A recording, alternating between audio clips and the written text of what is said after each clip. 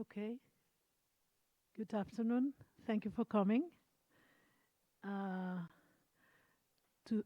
will make a little introduction in English for them. Today we have the presentation of the book Gordon Matta-Clark, an Archival Sourcebook, and we have Philip Ursprung and Gwendolyn Owens. Bona tarda a tothom, benvinguts. Soc Gemma Ferrer, soc secretària del Col·legi d'Arquitectes i vocal de Cultura. Avui tenim una proposta que és la presentació d'aquest llibre sobre Gordon Matta-Clark. Bé, m'imagino que tots els interessats coneixeu Gordon Matta-Clark, un artista que neix el 1943, difícil de classificar, encara que va estudiar arquitectura a la Cornell University. Se'l coneix com a escultor, com a performer, com a artista, sobretot per la producció d'obra que va fer des de l'any 68 fins que va morir molt jove, l'any 78. Explico una mica, suposo que ells també ho explicaran. La vídua de Gordon Matta-Clark, la Jane Crawford, va dipositar el seu arxiu al Canadian Centre of Architecture, al CCA, a Montreal, l'any 2002. I des de llavors s'ha estat classificant, treballant i estudiant el seu arxiu. Us introdueixo molt ràpidament qui són i els donem ja la paraula. El Philip Ursprung és professor de Història de l'Art i Arquitectura del Departament d'Arquitectura de la ETH de Zúrich. I la Gwendolyn Owens és directora de la col·lecció d'arts visuals de la Universitat McGill University i va ser comissària de l'arxiu Matta-Clark en el Canadian Centre of Architecture de Montreal. Els dono la paraula. Moltes gràcies per estar aquí. És un plaer tenir aquesta presentació entre nosaltres. Gràcies.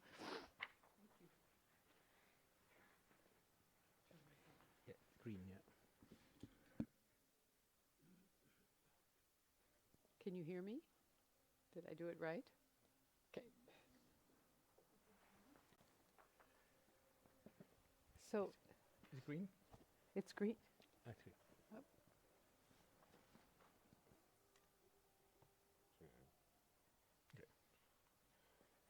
Okay.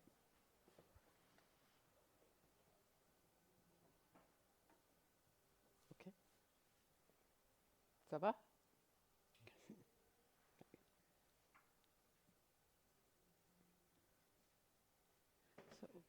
So thank you for coming, and thank you for the nice introduction.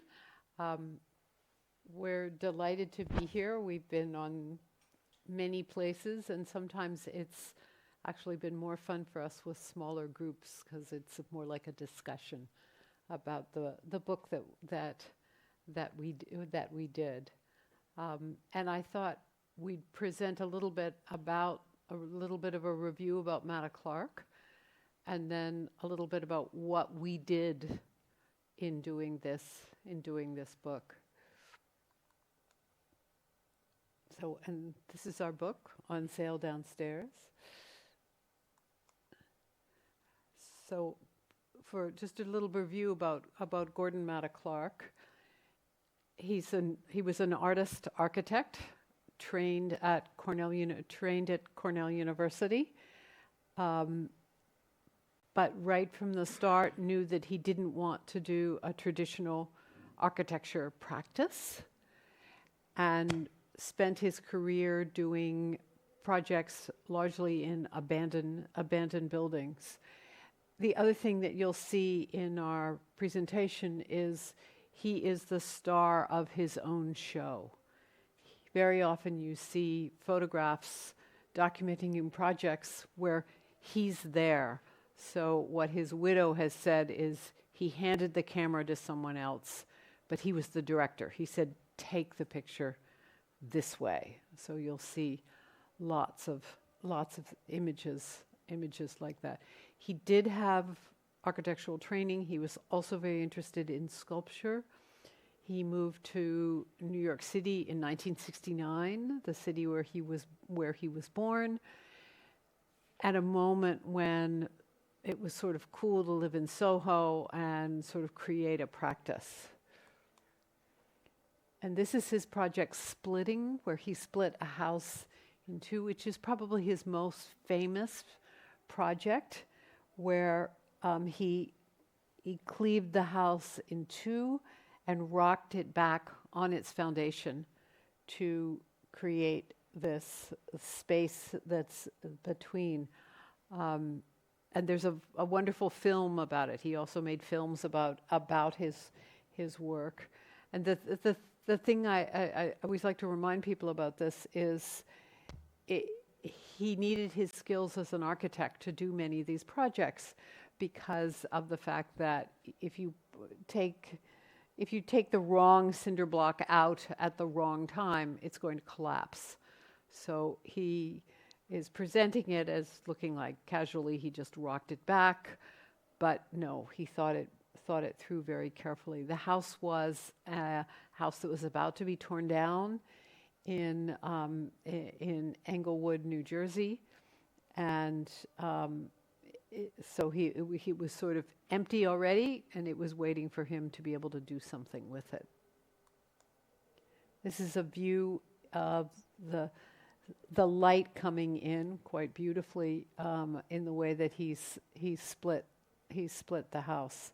But again, it's very carefully done, and you can see actually there's a support that he's put there to make sure that it doesn't fall down.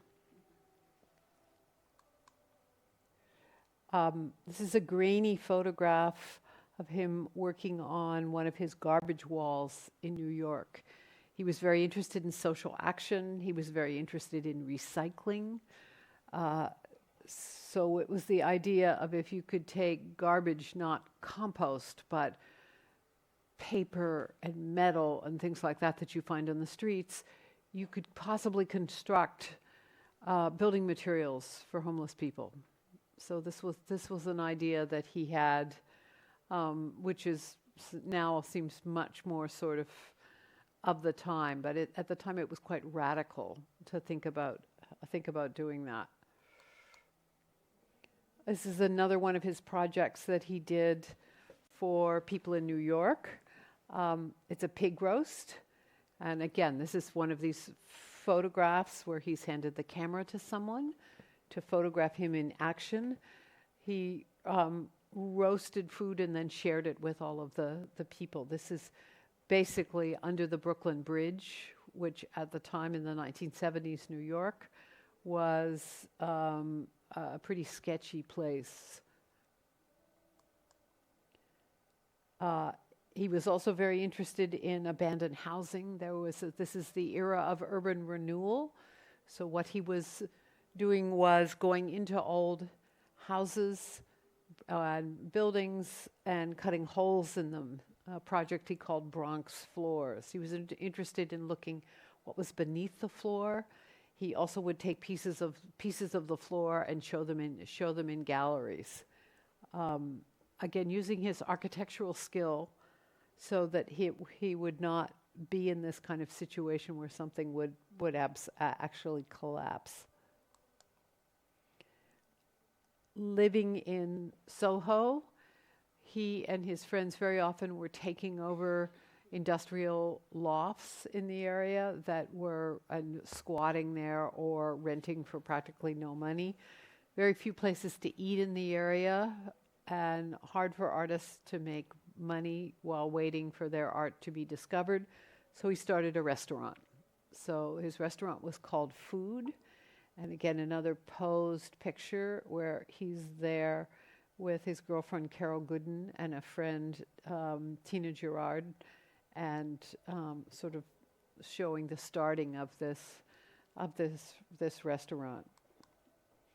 And this is within the restaurant, and here he is with a camera because he wanted to document what they were doing and make a film about it, which he indeed did.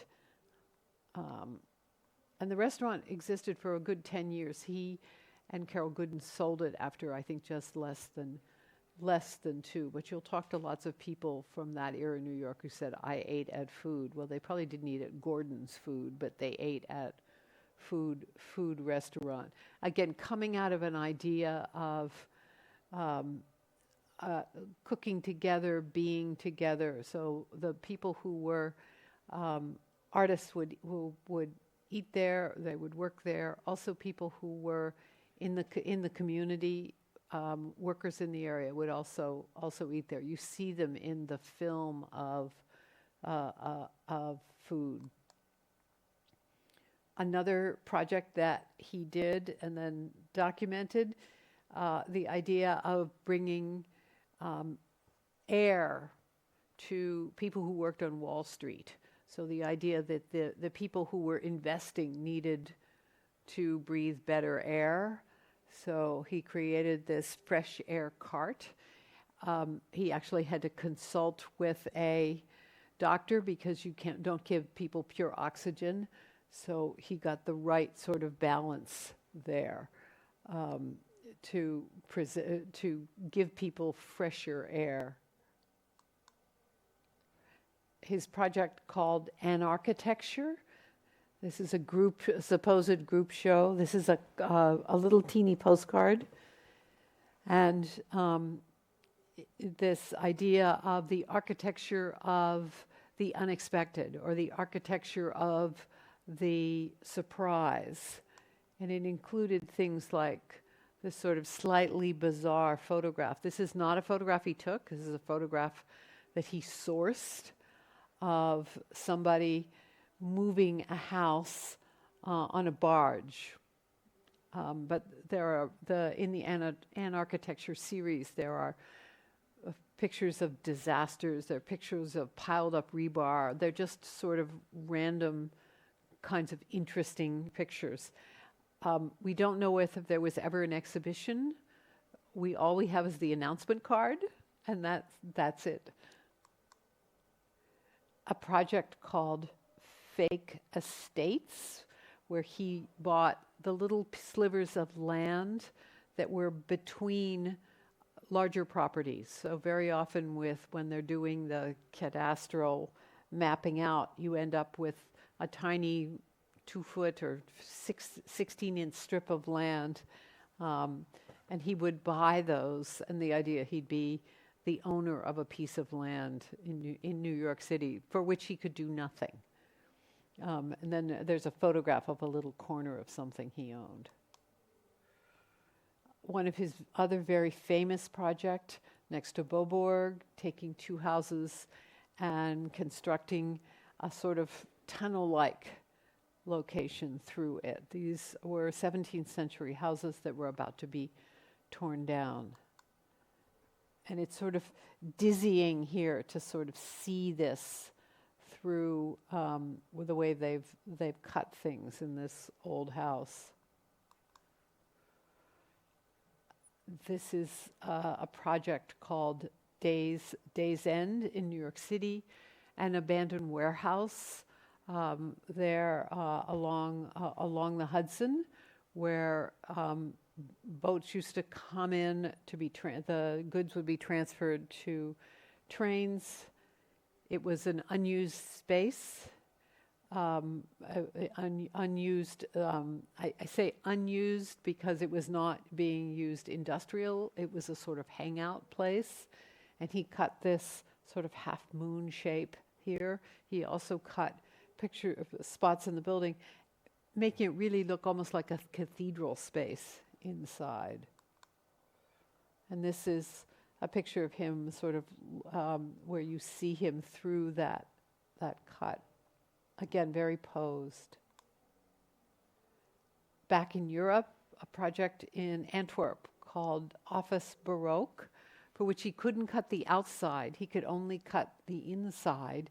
And he did this elaborate sort of circular cut in the building.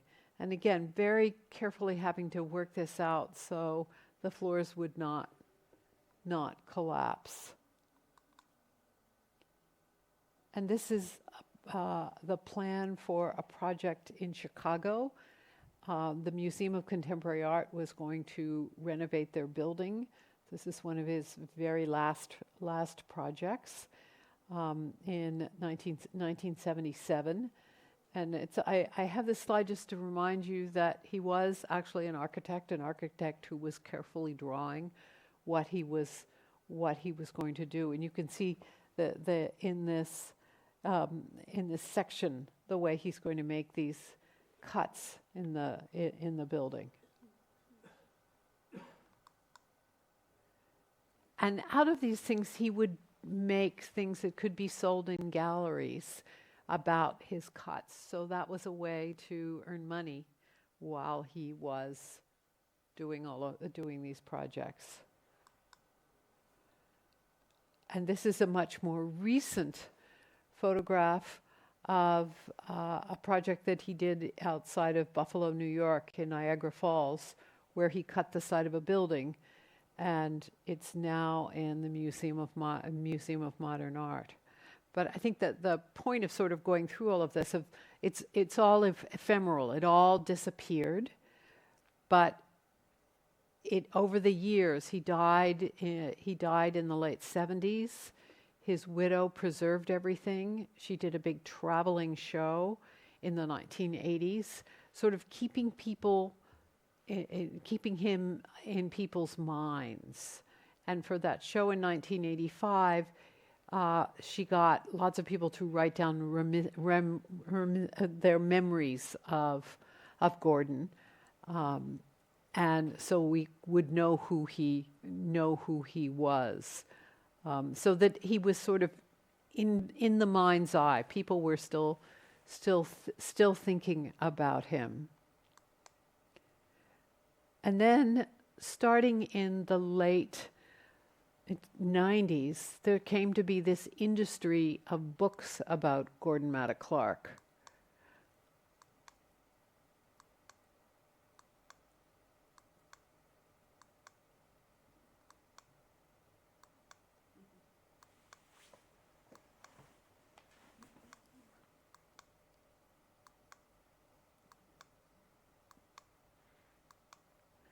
Anyway, and all of these were written, most of them were written before the archive came to the Canadian Centre for Architecture. So from my perspective as an art historian who ended up at CCA working with this collection, I was reading lots of things where people were speculating about Gordon Matta-Clark, and to many people he seemed absolutely mysterious. Where did he get this idea?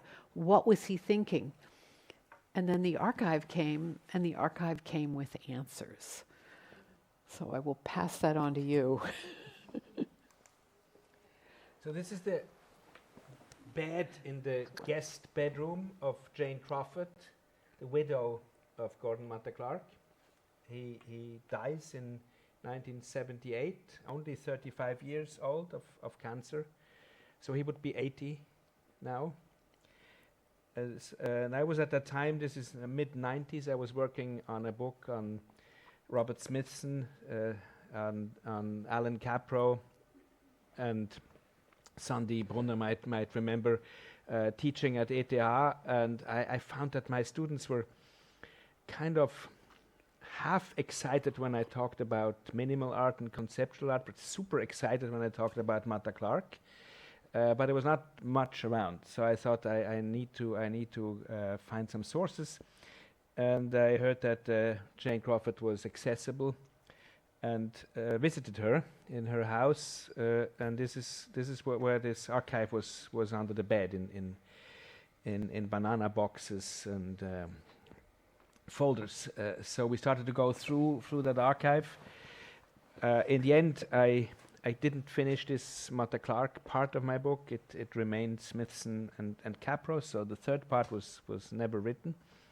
But it was a moment when I became very, very excited about this work, and also about the question to have a direct access to the source, not so much to the secondary literature people writing about. No? because like with many artists, with Matta-Clark, everybody seems to identify immediately. It's like a mirror image. So if you're an architect, you think he's also an architect. If you're an artist, he's an artist. If you're a photographer, this is a photographer. And if you're a video maker, this is a video maker. And me as an art historian, I always thought that deep in his art, he was probably an art historian. Huh? You have kind of this phenomenon of looking into something which then reflects your own projection. So again, this is the house of Jane Crawford, and we often have this myth of artists' widows being, or architects' widows being difficult and blocking the access and controlling the access to an estate. In her case, it's the opposite. So she, from the moment when he dies in 78, he starts to promote and support the continuation and the reception of this oeuvre, giving interviews, lending works, and organizing the archive, and then donating it in the early 2000s to the CCA in Montreal, which is also interesting because she did not sell it to the Getty, as one would expect. That's the Getty is kind of the place where, as an artist or as an architect, you know that you're gonna probably get a good price for your archive. So she decided, no, it should be in the architecture collection, and this is at the beginning of, I would say, a second wave of research, which is different from the first wave in the 80s and 90s, much more based on documentation. And that's also where our book starts. The idea was to give the voice to the author, Matta-Clark, so that the readers, you can make your own judgment. We don't interpret. We don't interpret. We try to be quite cool also what the personality of Matta-Clark is concerned. This is the Canadian Centre of Architecture. Can I, for statistical reasons, ask who has been there? So it's a fantastic place. It's been founded by Phyllis Lambert, who is going to be 97 tomorrow. And she has enormous merits in protecting old Montreal from being demolished and in building up this archive. And this is why we dedicate our book to Jane Crawford and Phyllis Lambert, because these two women have impressed us very much. So this is the CCA in Montreal. This is the library. So if you have a chance to go there, it's a paradise for scholars. It's just everything there, and the archivists and the librarians, they know everything. It's a very inspiring place, and also a place where young and older researchers can kind of meet. But you need to have white gloves when you want to look at the material, which was different from me and Jane kind of laying under the bed and going through the banana cases of documents. This is to show you what we find in the archive. So we don't put everything that's in the archive in the book. Obviously, it's not possible. We try to make a selection, a lot of letters, interviews, CVs, to also show how this artist operates. There's many myths and legends around his life. The idea is not to demystify and kind of give a cleansed and a pure version. This is impossible, and also not our interest. The myth, the aura is part of the reception, but we try to stay with the documents and not interpret too much. So what we see in the archive, for instance, is that Matta-Clark seems to be very spontaneous. Things seem to happen, but we can also see that there is a clear strategy, that there is networking, that there is proposals for grant, that there is connections that he uses his background, also strategically, for his career. He's the son of Roberto Matta, so one of the very famous surrealist painters of his time. He's the godson of the wife of Marcel Duchamp. The later partner of his mother is Isamu Noguchi. So he knows about the art world, and he's really into that from the beginning. His father, Roberto Matta, was trained as an architect, works with Le Corbusier, and then leaves and becomes an artist. The son, because the father wants that, studies architecture, as you said, at Cornell. That's the coolest place to be in the 60s. It's also interesting for the landscape architecture discussion. He studies there. Some sources say that he was a bad student. We found his grades. He was one of the most brilliant students that the school had. But he decides, after a short gig in an office, to become an artist, changes his name from Gordon Matta to Gordon Matta-Clark, adding the mother's name, but keeping the father's name, and then starting his career in New York as artist. So this is findings from the archive, which is still not completely researched, but it's accessible. So anybody can go to CCA and browse it. We decided not to put facsimiles into the book, so we transcribe it and use mainly the texts and don't show the drawings. This is a decision we had to make. If it would be a catalog, you would have the drawings. We tried to kind of separate that. This means that sometimes you lose part of the information, but we couldn't solve that.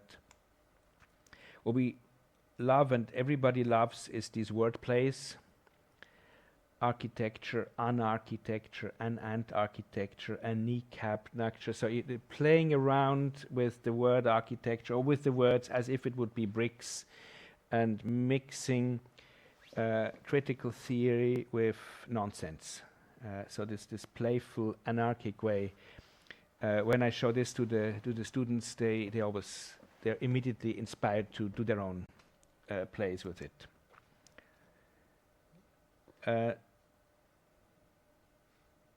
You wanna continue? Sure.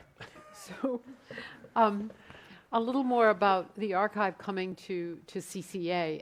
I was at the time there at CCA, and we had another colleague who had been in touch with Jane Crawford, his widow, in New York, Huberta Spann-Omeluksen, who convinced Jane Crawford to come up to Montreal. And my pitch to her was, yes, it can go to the Getty, and the Getty has many, many archives, but if it comes to CCA, we will really pay attention to it.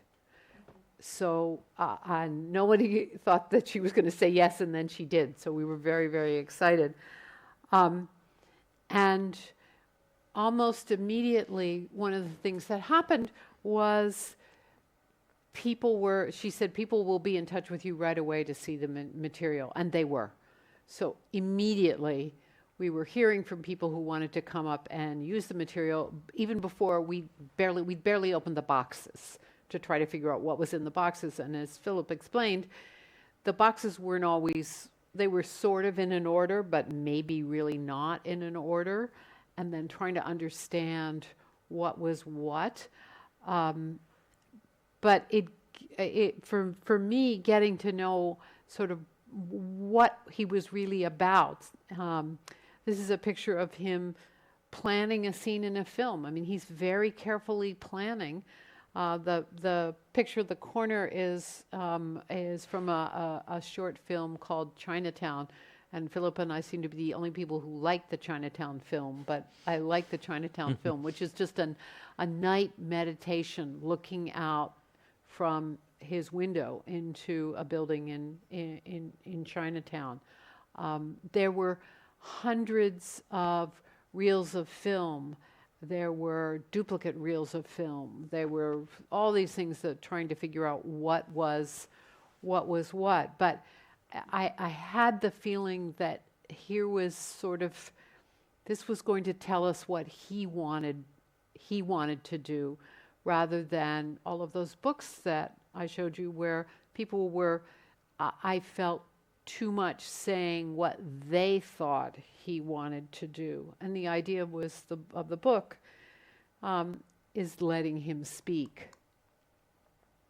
And this is an example of about the work where the wall is now at MoMA, where he wrote sort of short explanations for what he was doing. And there it is. This is what I did, this is why I did it, and so on, complete with little drawings. So the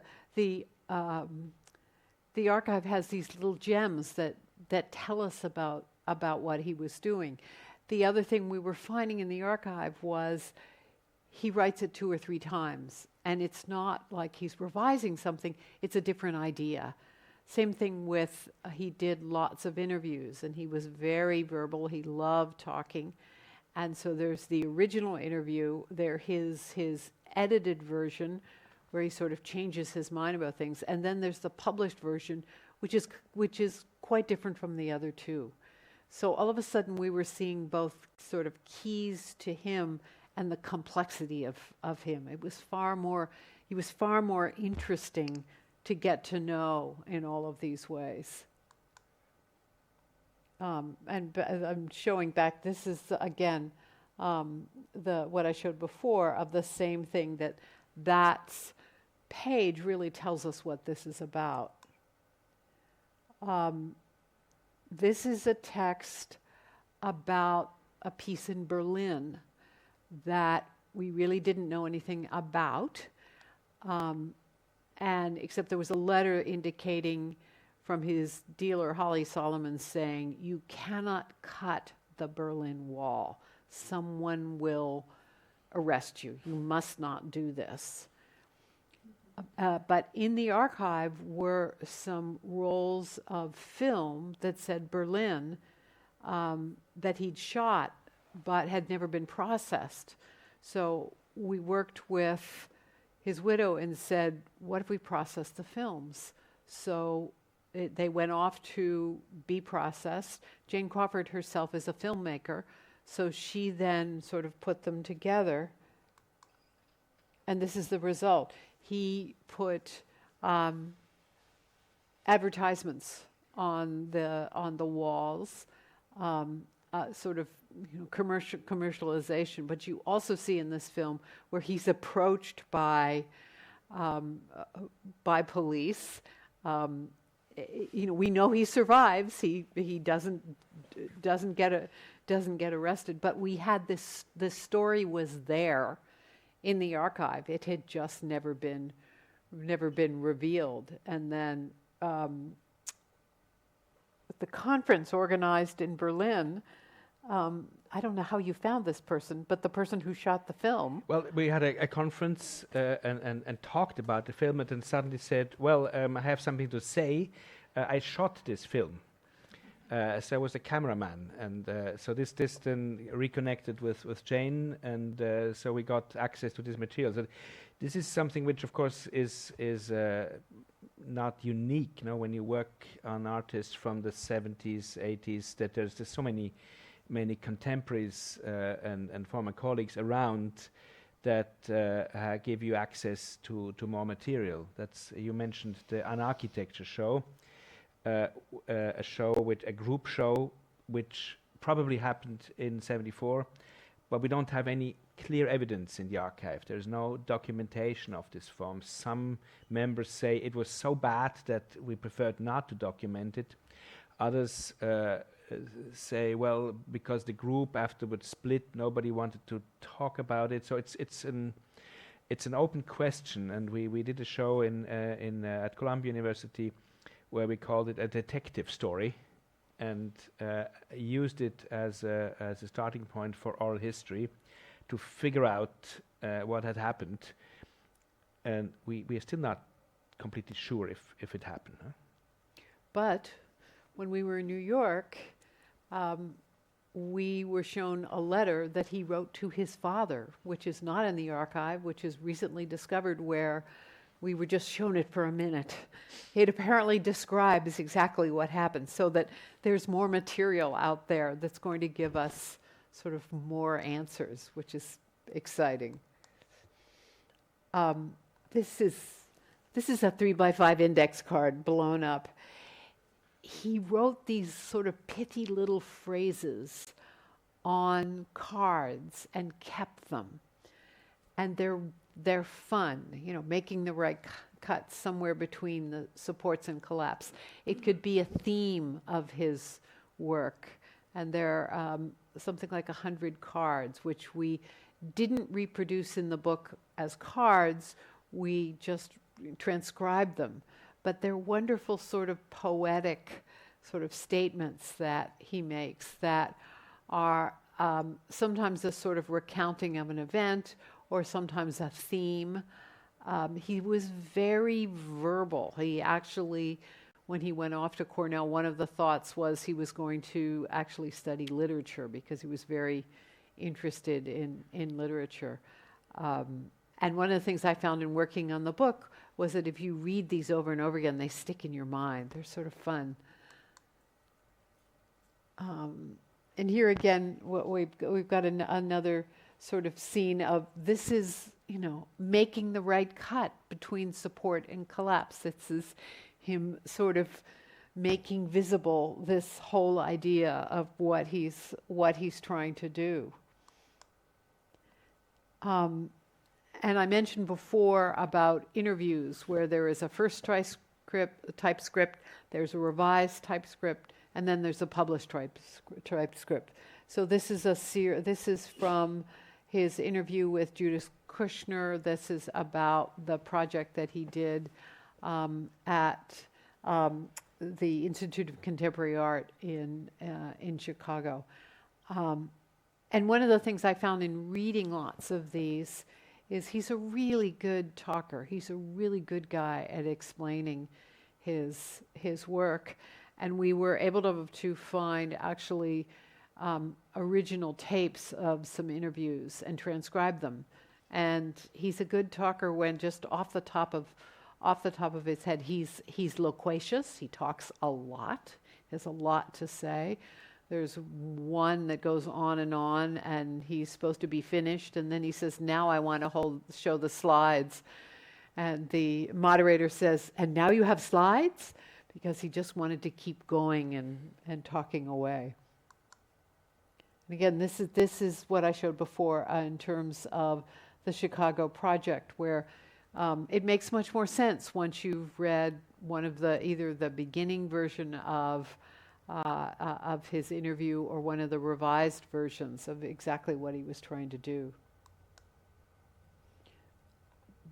These are pictures of a very mysterious project called Window Blowout, which is a darling of a lot of people. It's where he was invited to participate in an exhibition of architects' models by Peter Eisenman's Institute for, I always say it wrong.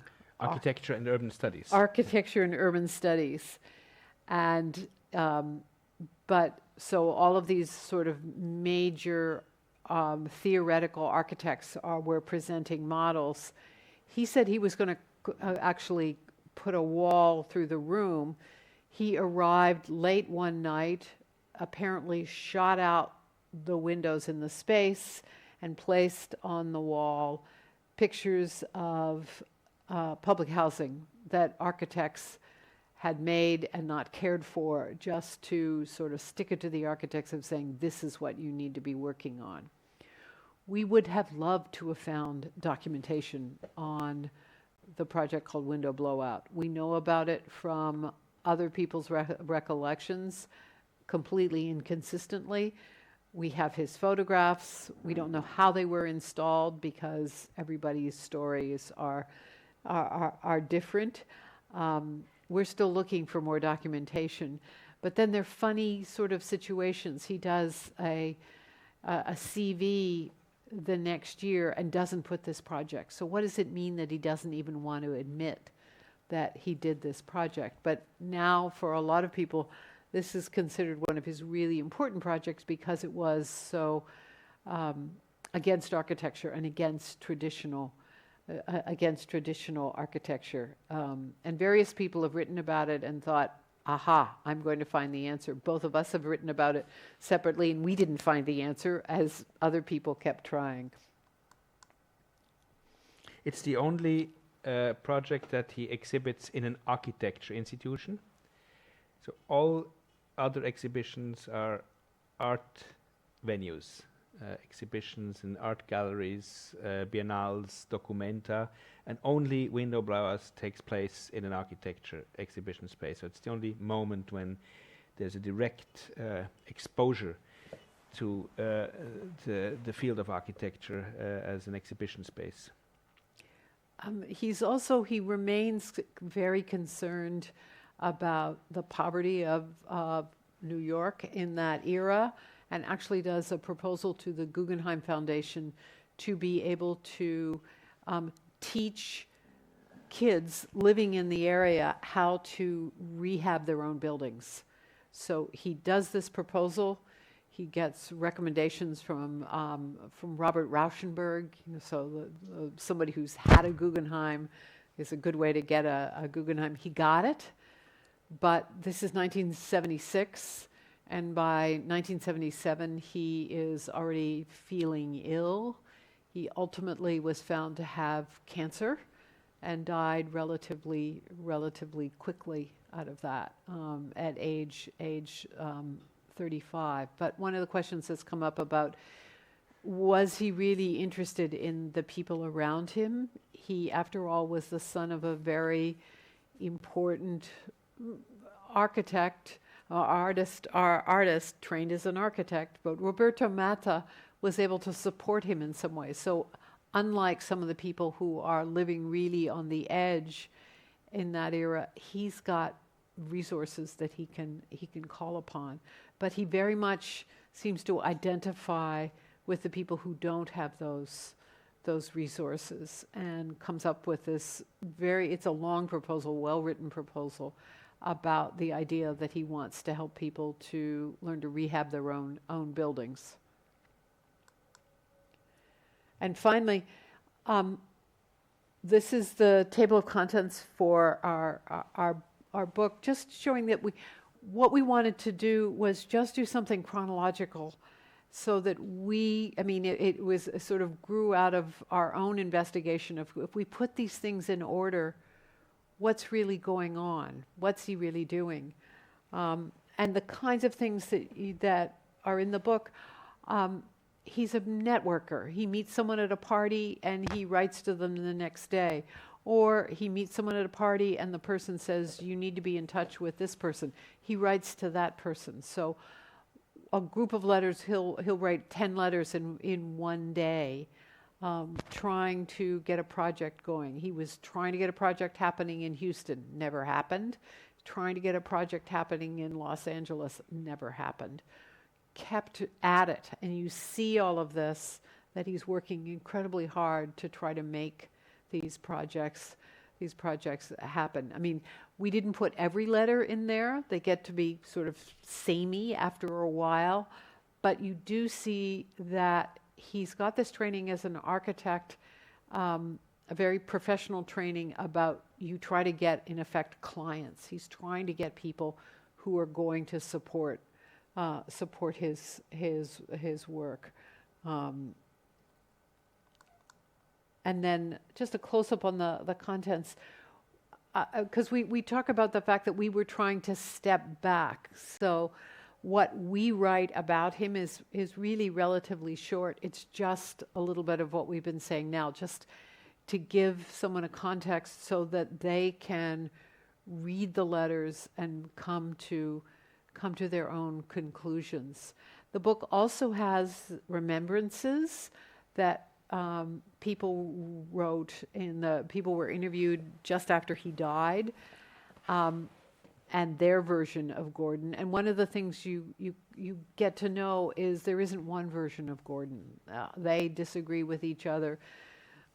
We were in touch with many of these people, and they still disagree about all sorts of ideas.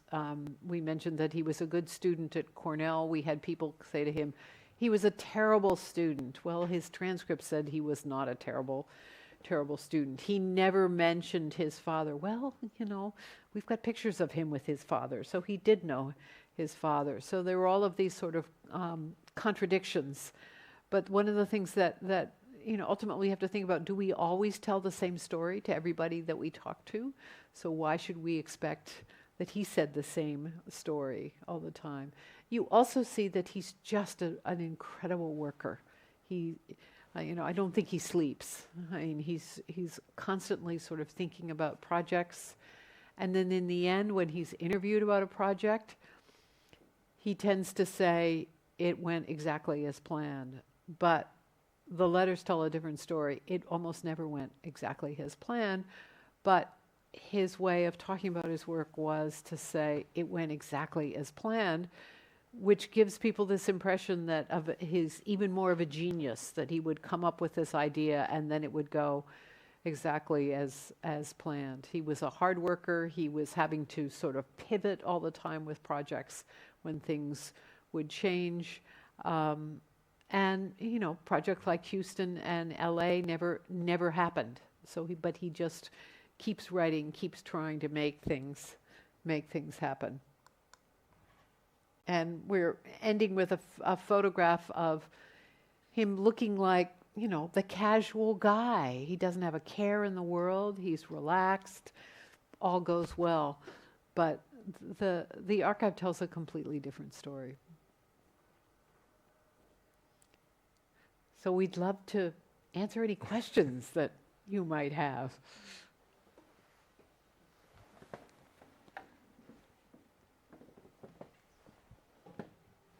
Were most of these letters found directly from him, copies made by him, or from the recipients? That's a great question. He kept copies. So we have, in some cases, a rough draft and then a carbon. That leads up to a follow-up question. Sorry. The follow-up question is, there was this article written by Jack Halberstam a couple years ago comparing unbuilding gender, comparing splitting with the trans and queer perspective on living bodies in art. And the question is, like, what was his views on the importance of the initial concept versus the process versus the final image versus what you said about him keeping the letters like documentation? Like, what were his, I don't know, what were his goals in creating these works? Was it the process, the finished product, or was he completely aware that he was, I don't know, destined for greatness or something? That's a really good question. Yeah, I think he was a very professional artist, very strong in activating, encouraging, motivating peers. So the first phase, it's a short period of time that we're looking at. It's 70 to 78. No? First 4 years is more collective work, groups, close with performative dancers. And the second is the moment when the solo career starts with much more success in the art world. So there's kind of a split between those two, also marked by splitting, interesting. And the product which is exhibited, is shown, is obviously important. It is processual. Sometimes works lead to each other, but it is a lot of emphasis on the photograph, on the object. So it's clearly targeted at being seen. The writings are not so much systematic thinking. It's not a systematic theory, but we don't have really systematic theories in the 70s anyway. So it's also very much related to occasions, interviews, presence in the art world. The view that Halberstam brings, of course, is a contemporary view, looking at his work from this perspective.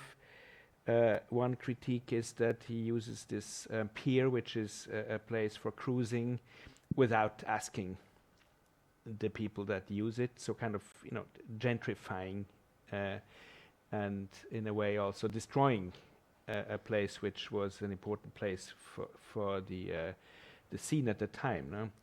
And this, we didn't find any evidence that he was homophobic, as is sometimes heard, but we also didn't find any evidence that he was particularly caring about the people who were there. No? So it is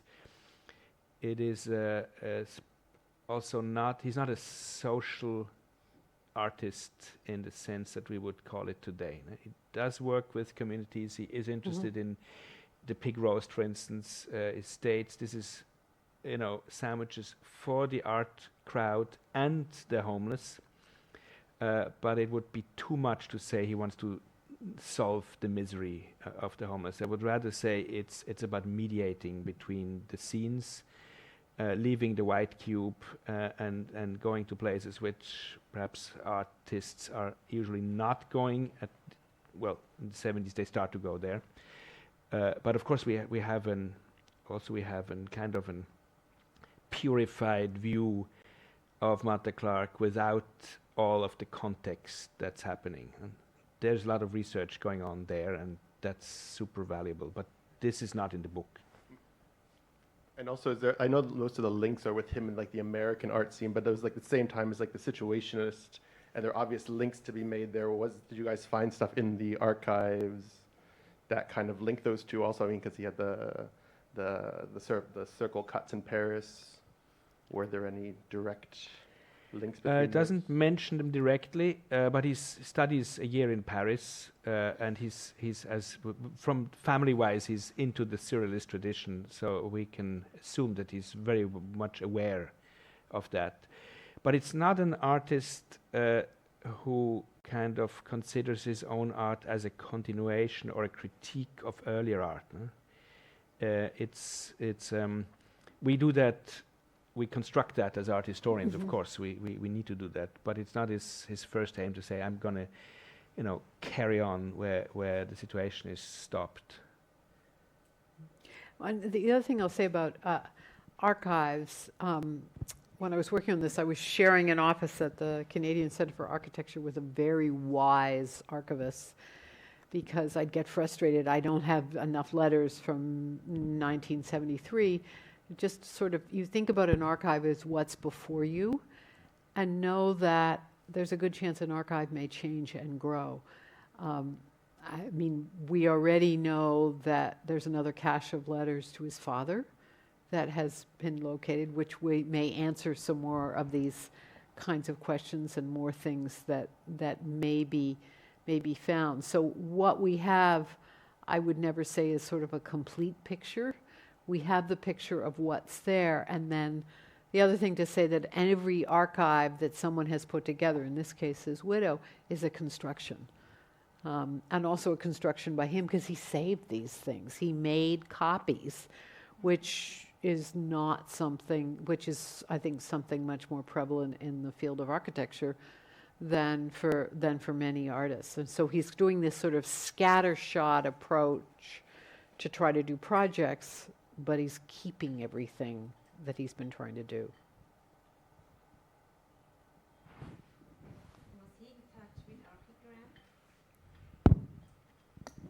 Was he in touch with Archigram? Not that we know. Yeah. No. So he was in Italy, Genoa. That's the whole house which you have for the announcement of the poster. His father was quite present in northern Italy also, but we didn't find any exchange there. No. Also he was, I would say, he's not the kind of a jour in the alternative architecture scene. There's also no connection to House Rococo, for instance. No? So that we would of course like to have that they hang out together, but that's not the case. So his relation is more criticizing, attacking the little bit older generation of the formalist U.S. architecture tradition. So the enemy, if you want, is the New York Five. And this is also, it remains very much in this bubble, but he's not, again, when he exhibits, it's always in the art context. Documenta 5, he could have, or certainly did see the Oase, but we have no reaction. But it's a good question, yeah.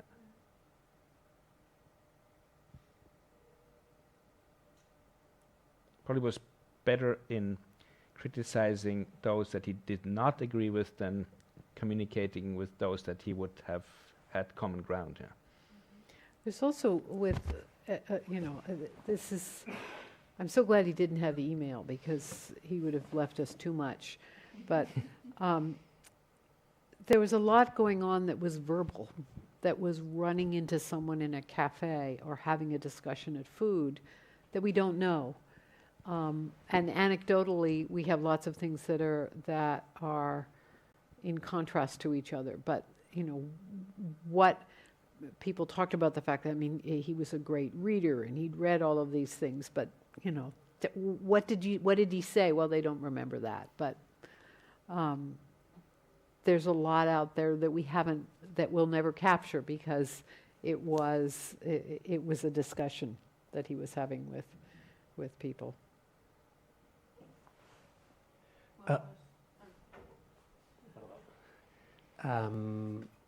This beautiful sentence on being on the limit, on the collapse, or close to, between, I don't remember, something on the collapse, I don't remember.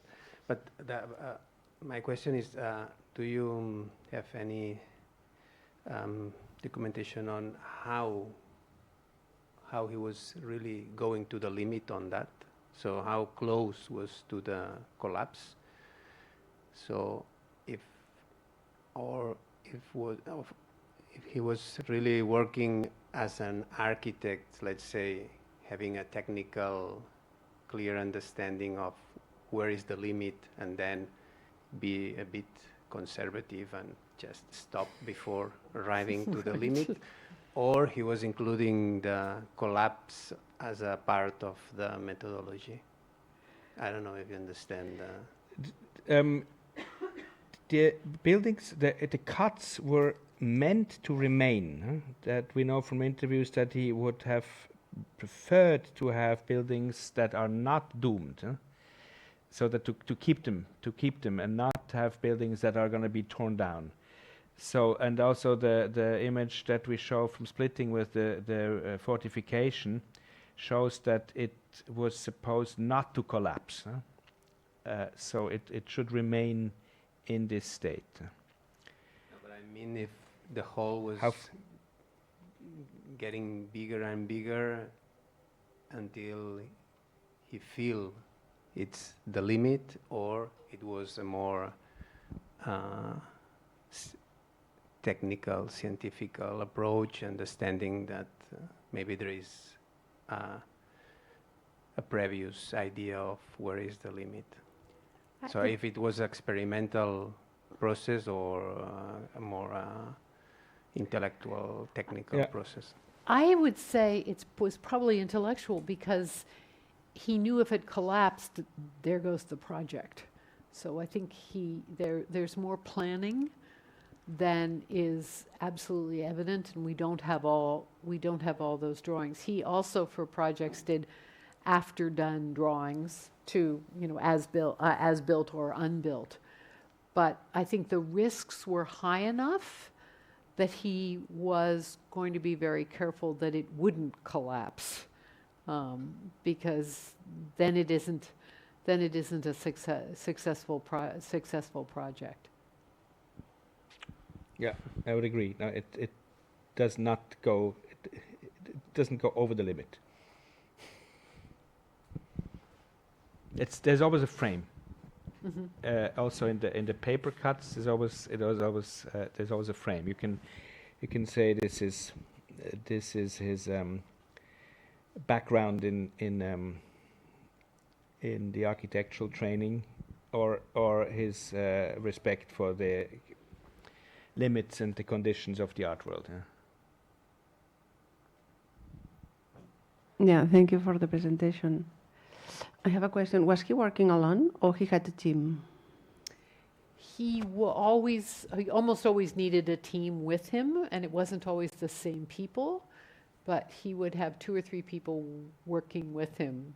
You know, one who could hold the camera sometimes, but yeah, especially, I mean, you see you see other people in the pictures, and then we've talked to over the years some of the people who were there. It was a repeat group of people sometimes, or new people. He was very much a people person, and could sort of find people in different places. When he went to Paris to do the project there next to Beaubourg, he found an art student who actually was the person who found him the right building that he wanted to use. So he was very sort of gregarious and knew he needed people for the projects that he was doing. And is these people on the book, on the archive? There is some kind of information about who they were? Some of them were interviewed in those interviews that were done in the 80s, and then a number of them have also written their own sort of stories about Matta-Clark too.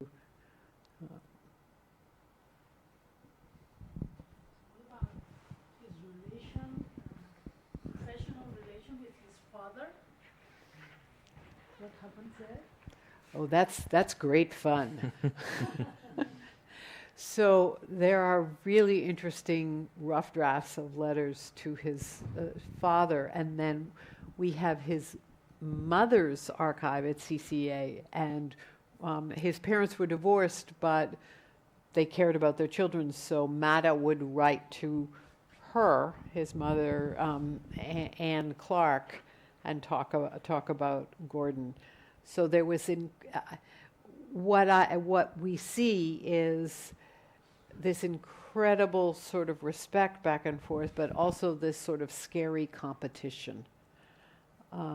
They're both in Documenta at the same time, and that's a little dicey for both of them.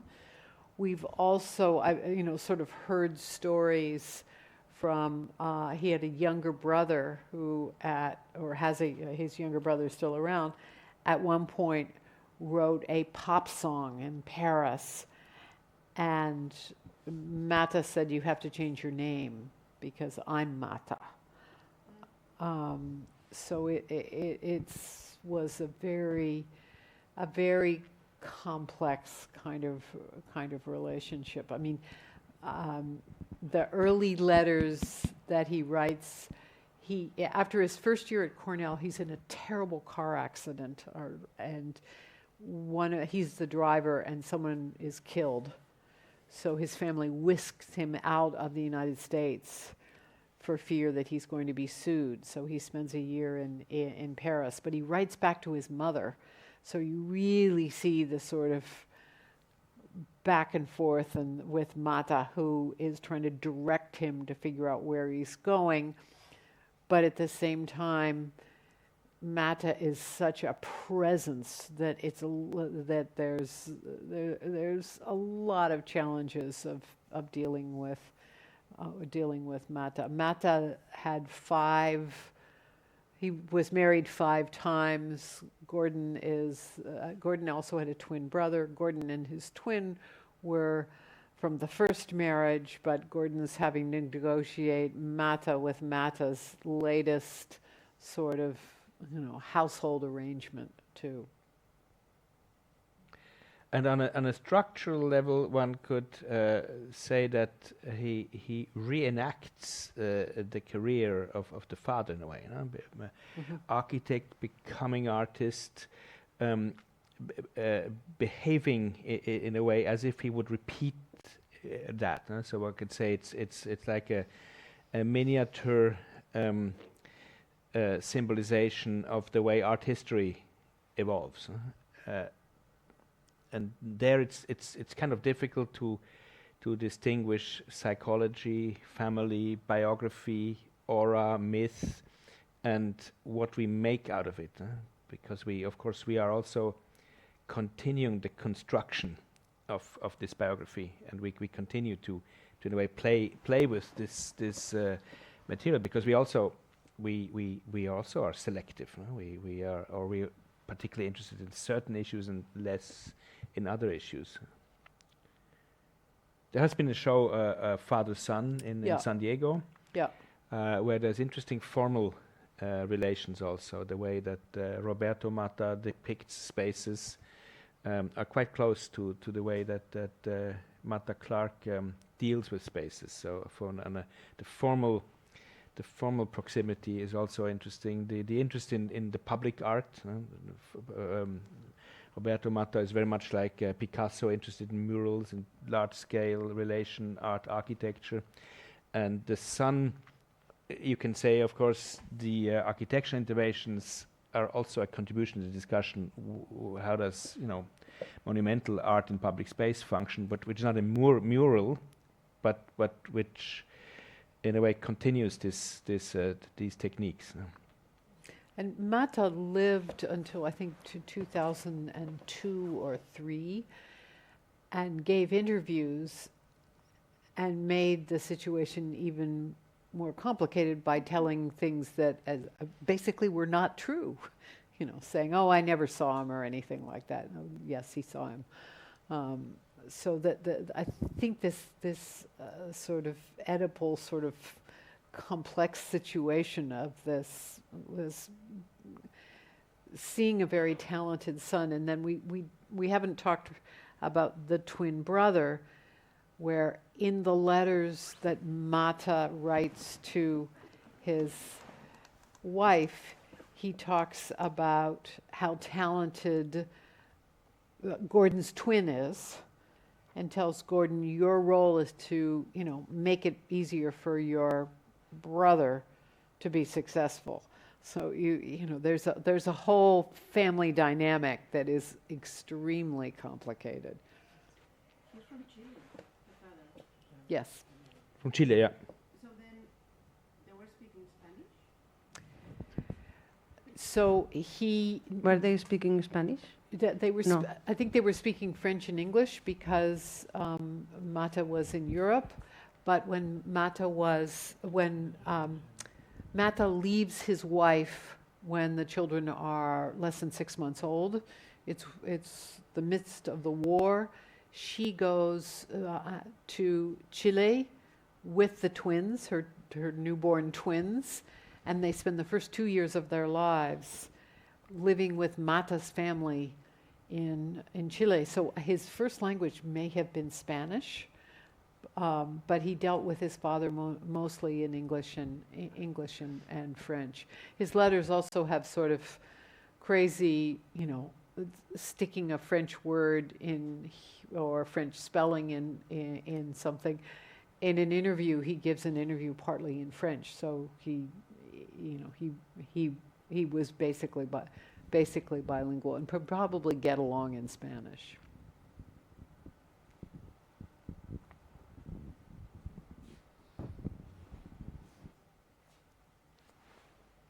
And what was the role of site specificity in his work? You have disparate sites like New Jersey, Buffalo, Genoa, Paris. Like, what did he purposely choose a single? Did he purposely choose a single building, or did he seek out in a specific city? That's or coincidence. So the splitting is a house that his dealer bought for speculative reasons. He wanted to tear it down and develop something, and he was trying to find a house. So this happened to be this house. Buffalo was an exhibition. Paris was the Biennale of Paris, so that was usually because the show was happening there. And then Paris, the first proposal that he made was to cut the Beaubourg, which was under construction, which of course was not possible. So then he found these two houses which were to be demolished, which he could use. and to finance his works at such a young age? Was it because obviously his family had money going to Cornell and father being a famous painter, but was he actively selling on the market too? Because also in the 70s it wasn't a very buyer-friendly market. He was selling. Documenta 5, the film that he shows is by Ileana Sonnabend, so it's a powerful Paris dealer who takes care. And then Holly Solomon is also an important dealer in New York. They do sell. We know that there's Frank Gehry is interested to buy a work, so we found a letter. So he has dealers. We don't think that he made an enormous amount of money out of works because the prices were not very high. And then for the Biennale in Paris, for instance, there is production budgets which he could use. He's also writing grants. At that point in New York State, the New York State Council on the Arts had a number of really generous programs for young artists. So he's applying to New York State Council on the Arts. He's applying to the National Endowment for the Arts. Living expenses in Soho, your rent was perhaps non-existent. So it's a lot of putting a lot of things together. I think he was conscious that he wanted to be able to this is part of that change that we see, where he wants to be able to sell his work and be independent. Food is partially financed by Carol Gooden's inheritance.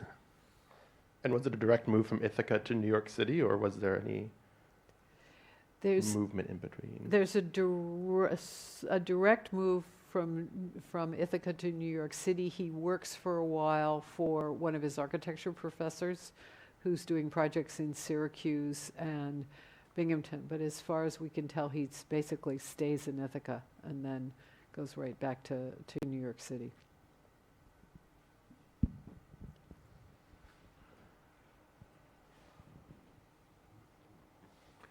All clear? Thank you for coming. Thank you. And thank you for all the great questions.